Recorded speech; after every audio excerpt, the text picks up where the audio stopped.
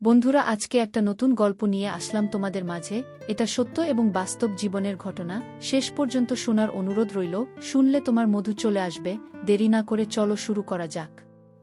জয়ন্তীর মা সোফার কাছে এসে আমার পাশে বসল এবং বসে আস্তে আস্তে আমার কাছে আসার চেষ্টা করল। আমাকে এমনভাবে আবদ্ধ করার চেষ্টা করছে যাতে আমি কোনোভাবেই নড়তে পারছিলাম না। তারপর আমি বললাম, আন্টি, আপনি আমার সাথে এমন করছেন কেন? সত্যি করে বলেন তো, আপনি আমার কাছে কি চান? জয়ন্তীর মা তখন চুপ করে রইল আর আমার সাথে খুব বাজে আচরণ করার প্রয়াস দেখাল। আমি তখন জয়ন্তীর মাকে অনেক অনুরোধ করলাম যে, আন্টি, এইসব কাজ করা ভালো না, অনেক পাপ হবে। তারপর আন্টি আমাকে বলল, বাবা রমেশ উত্তরাঞ্চল একজন মেরিন ইঞ্জিনিয়ার। সে 6 মাস পর পর বাড়ি আসে। আর আমি তো একজন মানুষ, আমারও তো অনেক কিছুই মন চায়। আমার মনের ভিতর অনেক কষ্ট রমেশ, আমি যে আর পারছি না। বাবা রমেশ, তুই আমাকে একটু শান্তি কর, আমার ধৈর্যের বাঁধ ভেঙে যাচ্ছে। আমি বললাম, না, আংটিটা করা উচিত হবে না। তারপরও আংটি আমাকে জোর করে যা করল তা শুনলে বন্ধুরা তোমাদের মাথা গরম হয়ে যাবে। তাহলে চলুন বন্ধুরা, গল্পটি শুরু করি। গল্পটি শুরু করার আগে বন্ধুরা, তোমাদের নিকট আমার বিশেষ অনুরোধ, দয়া করে তোমরা আমার চ্যানেলটি সাবস্ক্রাইব করে আমাকে সাপোর্ট করবে। হ্যালো বন্ধুরা, আমি রমেশ, আমার বয়স 30। তবে আমি আজকে তোমাদের মধ্যে যে গল্পটা বলবো, তখন আমার বয়স ছিল 18। সবেমাত্র ইন্টারমিডিয়েট পরীক্ষা দিয়েছি। পরীক্ষা দেওয়ার পর কি করব বুঝতে পারছিলাম না। ভাবতে ভাবতে আমার এক বন্ধুর নাম সুজন, সে আমার কাছে আসলো। সে আমার কাছে এসে আমাকে দেখে তার মনে হলো আমি খুব চিন্তিত। তারপর আমাকে জিজ্ঞেস করল, কি রে রমেশ, কি হয়েছে তোর? কি নিয়ে এত চিন্তা করছিস? আমি বললাম, না রে বন্ধু, অন্য কোনো কিছু নিয়ে চিন্তা করছি না। ভাবছি ইন্টারমিডিয়েট পরীক্ষা দিয়ে দিচ্ছি, এখন কি করব? তারপর আমার বন্ধু সুজন বলল, শুন রমেশ, এই মুহূর্তে তোর যেহেতু কোনো কাজ নেই, তাহলে এক কাজ কর। আমার একটা চাচাতো বোন আছে, তুই তাকে কিছুদিন সময় দে, একটু ভালো করে পড়া। আর আমার চাচি ও একজন হোম টিচার খুঁজছেন। বন্ধু সুজনের প্রস্তাবটা চিন্তা করে দেখলাম খারাপ না। যদি তাকে পড়াই তাহলে আমার 2টা উপকার হবে। এক হচ্ছে আমার সময় কাটবে, 2 হচ্ছে কিছু টাকাও পাব, যা দিয়ে আমার হাত খরচ চলবে। তাই বন্ধু সুজনের প্রস্তাবে রাজি হয়ে গেলাম। প্রথম দিন সুজনই নিয়ে গেল ওর চাচার বাসায় আমাকে। গুলশানে জঙ্গিদের বাসা, সুন্দর 4 তলা বাড়ি। ওরা বেশ বনেদি বড়লোক, দেখলেই বোঝা যায়। গেটের সামনে বেশ বড় একটা জামরুল গাছ। ঢাকা শহরে জামরুল গাছ সচরাচর দেখা যায় না। গেটে দারোয়ান ছিল। সুজনকে দেখে দরজা খুলে দিল। তারপর নিজেই এগিয়ে গিয়ে 1 তলায় কলিং বেল টিপে দিল। ছোট্ট একটা কাজের মেয়ে দরজা খুলে দিল। আমরা ভিতরে গিয়ে বসলাম। সুন্দর করে সাজানো ড্রয়িং রুম, যে গুছিয়েছে বোঝাই যায় তার রুচি সত্যিই সুন্দর। দেশ বিদেশের নানা রকম ভাস্কর্য, শতপিস আর পেন্টিং, অনেকগুলো প্লেনের মডেল। আমরা বসার একটু পরেই জয়ন্তী হাজির। সুজকে দেখে জয়ন্তী বলল, ভাইয়া কেমন আছো? এতদিন পরে আসলাম। সুযোগ ঘাড় নেড়ে বলল, ভালো আছি, তুই কেমন আছিস? এই দেখ তো, নতুন স্যার নিয়ে এসেছি, অনেক রাগী, তোকে একদম সোজা করে দেবে। জয়ন্তী বলল, ইনি বুঝি আমার নতুন টিচার? বলেই হাসি মারল। আমি বেশ ভ্যাবাচাকা খেয়ে গেলাম। এ কি বিপদ রে বাবা, এটা হাসির কি হলো? একটু পরে একজন মহিলা ঘরে ঢুকল। মহিলা ঘরে ঢুকতেই মনে হলো ঘরের আলো যেন বেড়ে গেছে। প্রচণ্ড সুন্দরী এক মহিলা, কথাবার্তা যেমন সুন্দর তেমনি স্মার্ট, একদম অন্যরকমভাবে কথা বলে। কি মিষ্টি কণ্ঠস্বর। আমাকে পরিচয় করিয়ে দেন সুজন। ওর বন্ধু দেখেই আমাকে মহিলা অনেক প্রশ্ন করলেন। কোথায় পড়ি, কি করি, বাবা কি করেন, একদম ফুল প্রোফাইল আর কি। আমিও বেশ সুন্দর গুছিয়ে উত্তর দিলাম। উনি বেশিরভাগ সময় ইংলিশ মেশানো বাংলায় কথা বলছিলেন।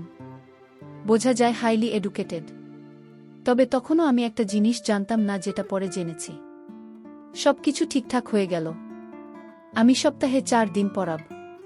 ফ্রাইডে অফ আর দিনগুলো ফ্লেক্সিবল, যেদিন খুশি আসতে পারি। তবে সন্ধ্যা 7টার পরে আসলে ভালো হয়। জয়ন্তী খুব ফাঁকিবাজ, তবে অনেক ব্রিলিয়ান্ট। পড়ানো শুরু করার পরেই বুঝতে পারলাম জয়ন্তী টয়োটার এত ঘন ঘন চেঞ্জ হয় কেন। মেয়েটা একের পর এক প্রশ্ন করতে থাকে, তবে আমিও বেশ ধৈর্য ধরে প্রশ্নের উত্তর দিই। বকাচকা করি না, গল্প করতে চাইলে গল্প করি। 1 ঘন্টা করে পড়ানোর কথা। বেশিরভাগ সময়েই পড়া শেষ করতে করতে 9টা বেজে যায়। রাত বেশি হয়ে গেলে জয়ন্তীর আম্মু না খেয়ে যেতেন না। যেহেতু উনি সুজনের খালা, তাই আমার আন্টি ডাকা উচিত। কিন্তু এত ইয়াং যে উনাকে আন্টি ডাকতে লজ্জা বোধ করছে। উনাকে দেখলে কেউ বলবে না যে ওনার এত বড় একটা মেয়ে আছে, মেরে কেটে উনার বয়স 24 পার করানো যাবে না। কিন্তু যেহেতু ওনার এত বড় একটা মেয়ে আছে, মনে হচ্ছে উনার বয়স 33-34 হবে। আমি ওনাকে কোনোরকম সম্বোধন না করেই কথা বলার চেষ্টা করলাম। এতদিন ধরে জয়ন্তীকে পড়াচ্ছি, এখন ওর বাবাকে দেখলাম না। একদিন ফস করে জিজ্ঞেস করে বসলাম, জয়ন্তী তোমার আব্বুকে তো একদিনও দেখলাম না। উনি বুঝি অনেক রাতে বাসায় ফেরেন? জয়ন্তী সাথে সাথে বই বন্ধ করে বলে, না স্যার, আব্বু তো মেরিন ইঞ্জিনিয়ার। উনাকে ম্যাক্সিমাম সময় জাহাজে থাকতে হয়। তবে আব্বু ছুটি পেলেই চলে আসে। 3-4 মাস পরপর আসেন, মাসখানেক থাকেন, আবার চলে যান। এবার 4 মাস পার হয়ে গেল, তাও আব্বু আসছে না। বলেছে জাহাজ নিয়ে ডেনমার্কে আছে, ওখানে কি একটা ঝামেলা হয়েছে, আসতে আরও মাস 2-1 দেরি হয়ে যাবে। এখন বুঝতে পারলাম জয়ন্তী আমরা সবসময় এত উদাস থাকে কেন। জীবনের বেশিরভাগ সময়টাই মহিলার হয়তো এভাবে একা একা কাটাতে হয়। এরপর থেকে কেন যেন আমি উনাকে একটু সঙ্গ দেওয়ার চেষ্টা করতাম। কখনো 7টার আগে গিয়ে হাজির হয়ে যেতাম। উনি হয়তো তখন টিভি দেখতেন বা ড্রয়িং রুম গোছাতেন। বেশিরভাগ কাজই উনি নিজের হাতে করতেন। জয়ন্তীর আম্মুর নাম ছিল তাসনুভা ফারিন। গল্প করতে করতে উনি অনেক কথাই বলতেন। উনার ছোটবেলার কথা, উনার এক বাইপাই, উনারা 1 ভাই 1 বোন। তাহলে সুজনের মানাকে হন?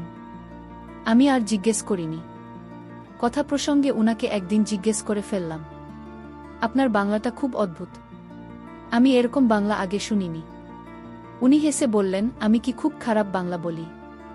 আমি বললাম, না না, তা হবে কেন, আপনার বাংলা খুব সুন্দর, আপনার ভয়েস অনেক মিষ্টি, কিন্তু আপনার টানটা যেন কেমন অন্যরকম। খুনি হেসে বললেন, কেন, সুজনের মা বুঝি খুব ভালো বাংলা বলেন? আমি বললাম, হ্যাঁ আন্টি তো বেশ ভালো বাংলা বলেন।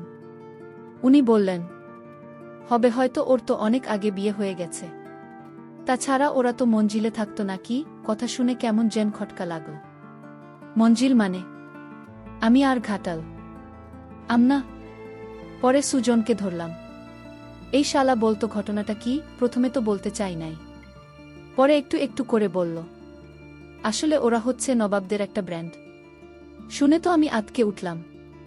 বলে কি শালা, ওর না নাকি 2 বিয়ে করেছিল। বড় ঘরে ছিল জয়ন্তীর মা, আর ছোট ঘরে ছিল সুজনের মা। সুজনের মা আবার ওর মায়ের বড় সন্তান। ফ্যামিলিতে প্রবলেমের কারণে ওরা বড় হয়েছে মঞ্জিলের বাইরে, আর বাকিরা মোটামুটি জয়েন্ট ফ্যামিলির মতো বড় হয়েছে একসাথে। পরে অবশ্য সব ঠিকঠাক হয়ে যায়। ওদের মেন ল্যাঙ্গুয়েজ নাকি উর্দু ছিল। সুজনের না নাকি এখনও উর্দুতে কথা বলে, ভালো বাংলা বলতে পারে না। এসব শুনে তো আমার চক্ষু চড়ক গাছ। বলে কি, যাই হোক, সেদিন থেকে আমি জয়ন্তীর মায়ের সাথে আরও বেশি সময় কাটাতে লাগলাম। জয়ন্তী বেশিরভাগ সময় আত্মীয়দের বাসায় ঘুরতে চলে যেত, কাজেই আমাকে অনেকক্ষণ বসে থাকতে হতো। সেই সময়টা জয়ন্তীর মা অনেক কথা বলতো আমাকে, ঠিক যেন এক বন্ধুর মত।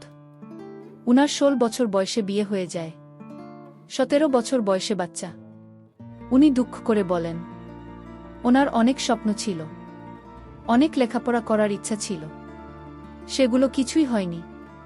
উনার হাসব্যান্ড বেশিরভাগ সময় সে থাকে। উনাদের মধ্যে একটা দূরত্ব হয়ে গেছে। আমিও যেন বয়সের তুলনায় অনেক বেশি বুঝতে শিখে গিয়েছিলাম। আসলে এত কম বয়সে এত বেশি নারী সঙ্গ পেয়েছি, যে কারণে নারীদেরকে অনেক বেশি বুঝতে শিখে গিয়েছিলাম। মেয়েরা সবসময় একজন ভালো শ্রোতা খোঁজে, যাকে সব বলতে পারে। আর আমি বাজি রেখে বলতে পারি আমি একজন খুব ভালো শ্রোতা।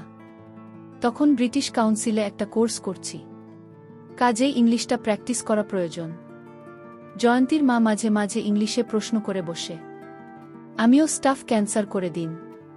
আমরা দুজনেই একজন আরেকজনের বন্ধুর মতো হয়ে গেলাম। খুব পছন্দ করতাম। আমার মনে তখনও পাপ ঢোকেনি। কিন্তু হঠাৎ একদিন একটা ছোটখাটো ইনসিডেন্ট হয়ে গেল। বিকালে আমরা বন্ধুরা মিলে রেগুলার ক্রিকেট খেলতাম। সেদিন ক্রিকেট খেলে ঘুম এসে আন্ডারওয়্যার মোজা খুলে অনেকক্ষণ ধরে শাওয়ার নিলাম। এখন জয়ন্তীকে পড়াতে যাব। নতুন আন্ডারওয়্যার খুঁজে দেখি সবগুলো ধুয়ে দেওয়া, এখনও শুকায়নি। কি আর করা, একটা ট্রাউজার আর চপ্পল পরে বেরিয়ে পড়লাম। দরজায় কলিং বেল দিতেই জয়ন্তীর মা দরজা খুলে দিল। যথারীতি কিছুক্ষণ ড্রয়িং রুমে বসে গল্প করছি। গল্পের এক ফাঁকে দেখি জয়ন্তীর মা আমার ট্রাউজারের দিকে চেয়ে আছে। উনার দৃষ্টি অনুসরণ করে দেখি আমি কোনো এক অজানা কারণে একটু স্ফীত হয়ে আছি এবং জয়ন্তীর মা আমার ট্রাউজারটা খুব ভালো করে দেখছে। আমি বেশ অস্বস্তি বোধ করলাম, কিন্তু ব্যাপারটা পাত্তা দিলাম না। জয়ন্তীকে পড়াতে গেলাম। আমি চা কফি কিছু খাই না, তাই জয়ন্তী আম্মু হয় আমাকে বাদাম পেস্তা মেশানো লস্যি পাঠাত, নয়তো ফালুদা। জয়ন্তীর মায়ের হাতের ফালুদা, ওহ অপূর্ব স্বাদ। জয়ন্তী পড়তে পড়তে হঠাৎ বলে, স্যার আমি আসছি, বলেই দৌড়। আমি বুঝলাম চলে যাচ্ছে। আমি বসে বসে পাতা উল্টাচ্ছি। এমন সময় জয়ন্তীর মা ছোট একটা ট্রেন নিয়ে হাজির। তোমার ছাত্রী কই গেল? আমি বললাম আসছি বলে দৌড় দিল। মনে হয় টয়লেটে গেছে। জয়ন্তীর মাত্রা এনেছে, তার মানে মনে হয় ছোট কাজের মেয়েটা অসুস্থ। এই নাও তোমার ফালুদা শরবত। আমি কি মনে করে ওনাকে হেল্প করতে গিয়ে হাত বাড়িয়ে ট্রে ধরতে গিয়ে উল্টে দিলাম গ্লাসটা। নিছক দুর্ঘটনা, কিন্তু গ্লাস উল্টে পড়ল না শাড়ির উপর। উনি লাফিয়ে সরে যেতে গিয়ে গ্লাস ফেলে দিলেন মেঝেতে। ঝনাত করে গ্লাসটা ভাঙল, শেষে বাড়িটাও। জয়ন্তী দৌড়ে আসলো। আমার মুখটা লজ্জায় কাচুমাচু। জয়ন্তীর এসে গেছে। ও দরজার কাছে দাঁড়িয়েই করে হাসছে। জয়ন্তীর মায়ের শাড়িতে লেগেছে। উনি পিছিয়ে গিয়ে বললেন, তোমরা ড্রয়িং রুমে গিয়ে বসো, আমি এটা পরিষ্কার করে দিচ্ছি, দেখো পাকাতে না যেন। আমি আর জয়ন্তী গিয়ে ড্রয়িং রুমে বসলাম। আমার বেশ খারাপ লাগছিল, শরীর বলা উচিত। আমি বললাম, জয়ন্তী তুমি একটু একা একা পড়, আমি তোমার আম্মু কেশরী বলে আসি। আমি ওর আম্মুর রুমের সামনে দাঁড়িয়ে নক করতে যাব। এমন সময় দেখি রুমের দরজা আধখানা খোলা, আর উনি এমন অবস্থায় আছেন যা দেখে আমার চোখ মুছে গেল। আমার সাথে চোকাচোকি হয়ে গেল। আমি যে কি ভীষণ লজ্জা পেলাম। কিন্তু জয়ন্তীর মা বোধহয় লজ্জা পায়নি, বরং একটা ছোট্ট হাসি উপহার দিল। এই হাসিতে কি ছিল জানি না, তবে কেন যেন মনে হয় আমন্ত্রণের হাসি। জয়ন্তীর মার হাসির মধ্যে কেন জানি আমার মনে হচ্ছে অন্যরকম রহস্য লুকিয়ে আছে। জয়ন্তীর মার কাছে আর ক্ষমা চাইতে পারলাম না। আমি লজ্জায় জয়ন্তীর মার কাছ থেকে চলে আসলাম। জয়ন্তীর মা বেশ কিছুক্ষণ পরে সে বলল, তোমাদের রুম পরিষ্কার হয়ে গেছে, চাইলে যেতে পারো। আমি উনার দিকে তাকাবার সাহস পাচ্ছিলাম না। আমি সেদিনের মতো পড়ানো শেষ করে বাসায় চলে আসলাম। পরদিন যাব না করেও কি মনে করে 7টার আগেই হাজির। জয়ন্তীর মা যথারীতি দরজা খুলে দিল। আজকে গেটে দারোয়ানকে দেখলাম না, হয়তো কোনো কাজে পাঠিয়েছে। আজকে জয়ন্তীর মা একটা অফ হোয়াইট শাড়ি পরেছেন, অপূর্ব সুন্দরী লাগছে, যেন সত্যিকারের এক রাজকুমারী। একটু কি সেজেছিল? হ্যাঁ, তাই তো মনে হচ্ছে জয়ন্তীর মাকে আজকে একটু রোম্যান্টিক লাগছে। জয়ন্তীর মা আর অপূর্ব চেহারা, দেখতে অনেক আবেদনময় বটে, হয়তো বয়সের জন্য একটু চর্বি জমেছে। আমি খানিকক্ষণ অপলক দৃষ্টিতে দেখলাম, তারপরে ড্রয়িং রুমে গিয়ে বসলাম। জয়ন্তী বাসায় নেই। ওর মা বলল আজকেও নানা বাড়ি থাকবে। আমার বুক দূর দূর করে কাঁপছিল, তবু আমি সোফাতে বেশ স্বাভাবিক হয়ে বসার চেষ্টা করলাম। অন্যদিন জয়ন্তীর মা আমার অপোজিটে সোফাতে বসে আজকে আমার পাশে বসেছে। উনার এখান থেকে হালকা একটা পারফিউমের গন্ধ বাতাসে ভেসে আসছে। আমি আচ্ছন্ন হয়ে যাচ্ছি কোনো এক অজানা নেশাতে। আজ যে কথা বলছো না, কি হয়েছে তোমার? আমি নিজেকে স্বাভাবিক রাখার চেষ্টা করেও পারছি না। জয়ন্তীর মা দিকে চোখ তুলে তাকাতেও পারছি না। দরদর করে ঘামছে। তুমি সুস্থ আছো তো বলে উনি আমার কপালে হাত দিয়ে পরীক্ষা করার চেষ্টা করলেন। সারা শরীরে যেন বজ্রপাত হয়ে গেল। উনি আমাকে খুব ভালো করে পরীক্ষা করে বললেন, এ কি, তোমার তো জ্বর নেই, তাহলে ঘামছে কেন? আমি এবার মুখ তুলে তাকালাম। আমার চোখ হয়তো লাল হয়ে গিয়ে থাকবে, মুখ কান নাক সব দিয়ে আগুন বেরোচ্ছে, আমার হাত কাঁপছে। একই হতে যাচ্ছে। জয়ন্তীর মা টেবিল থেকে টিস্যু নিয়ে আমার ঘাম মুছে দেওয়ার জন্য কাছে এল, একদম কাছে, যেখান থেকে ওনার নিঃশ্বাসের শব্দ শোনা যাচ্ছিল। আমি আস্তে আস্তে পিছু হবার চেষ্টা করলাম, তারপরও কোনো কাজ হলো না। জয়ন্তীর মা সোফার কাছে এসে আস্তে আস্তে আমার পাশে বসল এবং বসে আস্তে আস্তে আমার কাছে আসার চেষ্টা করল। আমাকে এমনভাবে আবদ্ধ করার চেষ্টা করছে যাতে আমি কোনোভাবেই নড়তে পারছিলাম। তারপর আমি বললাম, আন্টি, আপনি আমার সাথে এমন করছেন কেন? সত্যি করে বলেন তো, আপনি আমার কাছে কি চান? জয়ন্তীর মা তখন চুপ করে রইল আর আমার সাথে খুব বাজে আচরণ করার প্রয়াস দেখাল। আমি তখন জয়ন্তীর মাকে অনেক অনুরোধ করলাম যে, আন্টি, এইসব কাজ করা ভালো না, অনেক পাপ হবে। তারপর আন্টি আমাকে বলল, বাবা রমেশ, উত্তর আঙ্কেল একজন মেরিন ইঞ্জিনিয়ার, সে 6 মাস পর পর বাড়ি আসে। আর আমি তো একজন মানুষ, আমারও তো অনেক কিছুই মন চায়। আমার মনের ভিতর অনেক কষ্ট রমেশ, আমি যে আর পারছি না। বাবা রমেশ, তুই আমাকে একটু শান্তি কর, আমার ধৈর্যের বাঁধ ভেঙে যাচ্ছে। আমি বললাম, না আন্টি, এটা করা উচিত হবে না। তারপরও আন্টি আমাকে জোর করে বাজে কাজ করাতে বাধ্য করেছিল। তারপর আমি যখন কোনোভাবেই রাজি হচ্ছিলাম না, তারপর আন্টি আমাকে বলল, রমেশ, আজকে তুই যদি আমাকে খুশি করতে পারো তাহলেই দেখ, এখানে 50,000 টাকার একটি বান্ডেল আছে, এই সবগুলো টাকাই আমি তোকে দিয়ে দিব। কি বল বন্ধুরা, টাকার লোভ, বললক। আর তাছাড়াও আমি তখন মাত্র ইন্টারমিডিয়েট পরীক্ষা দিয়েছে, এই সময় আমার টাকাটা খুবই প্রয়োজন ছিল। তারপর বন্ধুরা টাকার লোভে পড়ে আমি জয়ন্তীর মার সাথে বাজে কাজ করতে রাজি হয়েছিলাম। কি বল বন্ধুরা, যদিও জয়ন্তীর মার বয়স একটু বেশি, তারপরও কি বল বন্ধুরা তোমাদেরকে, উনার এত পাওয়ার যা দেখে আমি সত্যিই বিস্মিত হয়ে গিয়েছিলাম। এরপর থেকে প্রায় জয়ন্তীর মা টাকার লোভ দেখিয়ে আমাকে দিয়ে এই কাজটি করাতো। পরিশেষে আমি তোমাদেরকে বলবো, বন্ধুরা, তোমরা যারা বুকে রেখে বেশি দিন দূরে থাকো, তোমরা তোমাদের স্ত্রীর প্রতি খুব ভালো করে খেয়াল রাখার চেষ্টা করবে। আর তাছাড়াও তোমরা বুকে রেখে দূরে থাকার চেষ্টা কম করবেন, কারণ সর্বদাই স্বামী স্ত্রী একসাথে থাকলে স্বামী স্ত্রীর মধ্যে মহব্বত বাড়ে। তারপর কি আর মতো ঘৃণ্যতম কাজ শয়তান কখনো প্ররোচনা দিতে পারে না। বন্ধুরা, আজকে এই পর্যন্তই। আবারও আসব তোমাদের মধ্যে নতুন কোনো গল্প নিয়ে। গল্পটি যদি তোমাদের ভালো লাগে তাহলে একটি লাইক দাও। প্রতিদিন আমি তোমাদেরকে বাস্তব জীবনের একটা করে নতুন গল্প উপহার দিব, তাই তোমাদেরকে অনুরোধ করে বলছি, তোমরা যদি এরকম ধরনের ইন্টারেস্টিং গল্প পেতে চাও তাহলে দয়া করে তোমরা আমার চ্যানেলটি সাবস্ক্রাইব করো। পরিশেষে তোমাদের সকলের সুস্বাস্থ্য কামনা করি। ভিডিওটি দেখার জন্য তোমাদের সকলকে অসংখ্য ধন্যবাদ।